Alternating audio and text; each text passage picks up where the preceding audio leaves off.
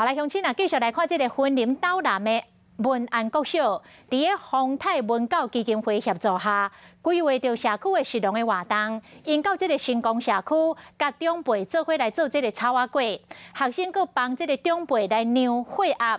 对囡仔来讲，这是一个真好的学习的机会。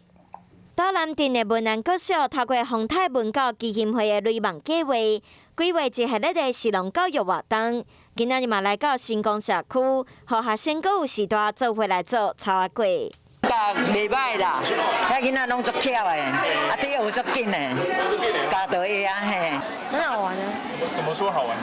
你觉得？平常没办法跟他们一起互动啊，这是第一个功夫。第一个功夫吼。算是吧。 除了做草粿，嘛安排替时代酿血鸭，和时代佮有学生进一步交流。真侪学生拢讲来遮关心阿公阿嬷，同哪里照顾家己厝内时代同款，心内感觉真温暖。平常获取不到的经验，可以跟老人就是这样互动。